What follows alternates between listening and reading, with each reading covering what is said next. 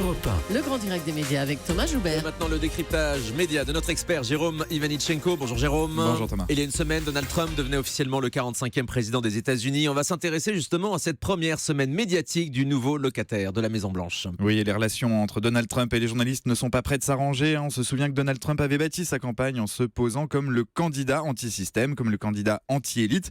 Parmi elles, il avait fait des médias sa bête noire. Depuis sa prise de fonction officielle vendredi dernier, il n'a pas changé d'avis.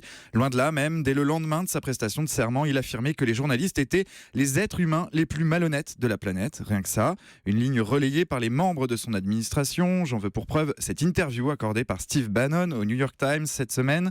Ce n'est pas n'importe qui, Steve Bannon. Il a été le directeur de campagne de Trump. Aujourd'hui, il est conseiller en stratégie du nouveau président, mais surtout, c'est le fondateur de Breitbart, un site internet ultra-conservateur, souvent accusé de désinformation par ses détracteurs.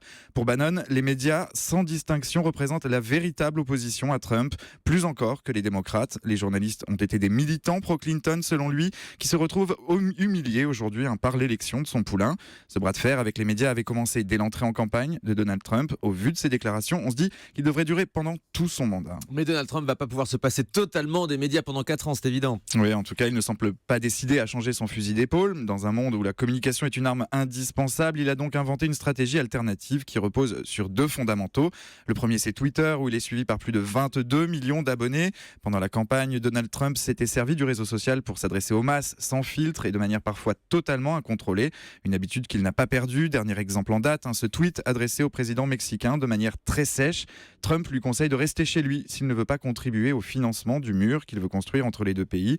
Eh bien, résultat, ça n'a pas loupé. Le président mexicain a annulé sa visite à Washington la semaine prochaine. Cette méthode très frontale, les experts en communication l'ont baptisée la diplomatie du tweet, un mode de gouvernance où tout devient public. L'autre pilier de cette stratégie, c'est les alternatives facts. À la Maison-Blanche, on considère que les médias mentent et qu'il faut donc rétablir la vérité de manière brutale, sans argumentation, simplement en martelant une suite d'affirmations non vérifiées. C'est ce qui s'est produit tout au long de la semaine au sujet de l'investiture de Donald Trump, une cérémonie qui n'a pas déplacé les foules, mais que la Maison-Blanche qualifie au contraire de gigantesque succès populaire.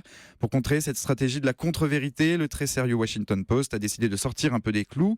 Il a publié sur son site internet un récit de l'investiture à la sauce Donald Trump. Je vous en cite un extrait. Les gens ne pouvaient pas croire qu'un être aussi parfait que Donald Trump puisse exister. Ils croyaient qu'il n'était qu'un mythe, qu'une légende, une série d'inventions, mais ils le virent et leurs doutes disparurent.